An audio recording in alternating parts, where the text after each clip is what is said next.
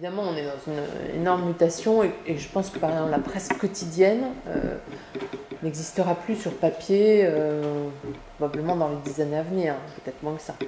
Hein. La presse magazine, c'est autre chose. Je pense que le papier glacé, la mise en scène, la photo peuvent, à condition on investisse aussi dans cet aspect de la mise en page qui est un des plaisirs aussi de la presse. Je pense que ça a de l'avenir devant lui. Et bon, ça c'est les deux choses sur la forme, sur le papier ou pas.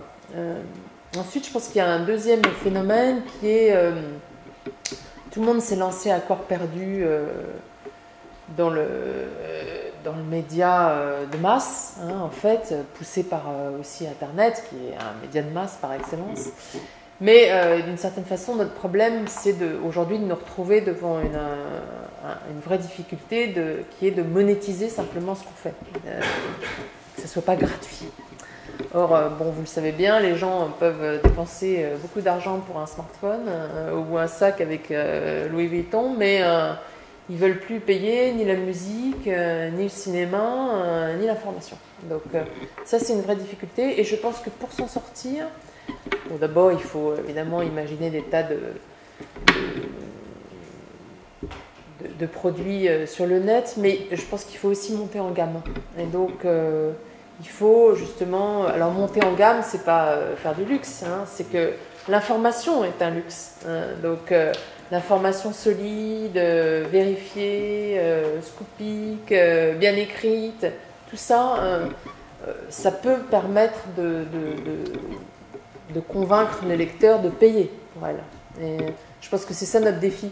Nous, en tout cas, au journal, on voit bien que c'est ça notre défi.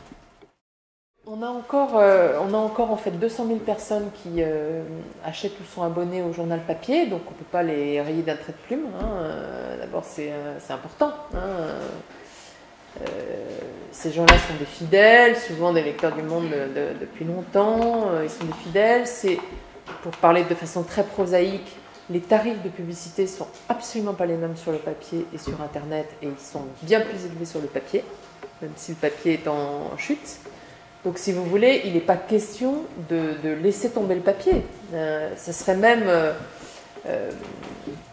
stratégiquement, si vous voulez, catastrophique. Donc, on ne laisse pas du tout tomber le papier. Au contraire. Mais c'est vrai que donc, on investit, on a fait ce magazine, là on fait une formule, on imagine, on va lancer là, en novembre une vraie formule très très étoffé du week-end, parce que ça aussi, si vous voulez, pour le papier, le week-end est un moment stratégique. C'est le moment où les gens peuvent d'abord lire, ou tout d'un coup ils peuvent lire un journal ou un magazine, ce qui est complètement différent de la semaine où tout le monde est sur son smartphone à lire ses infos, que nous délivrons aussi.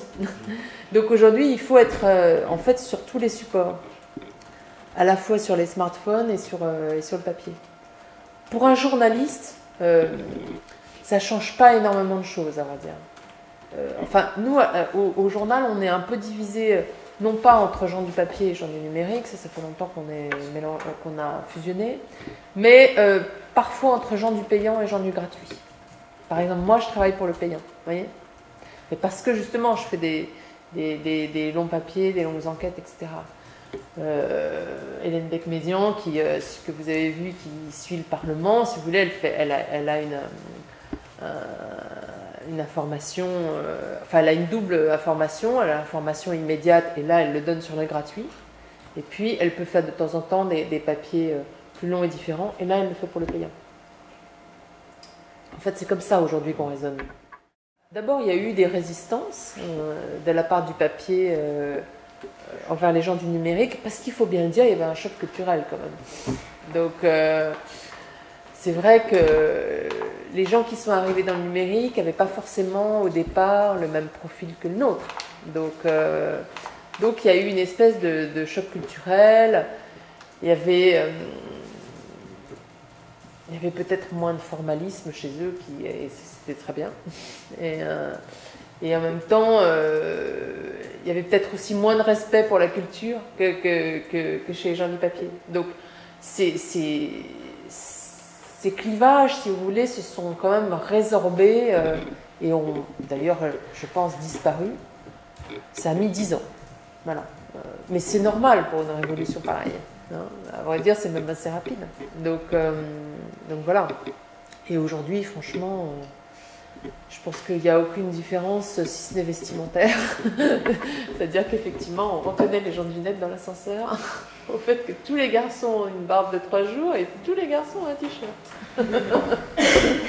Voilà. Mais en dehors de ce détail-là qui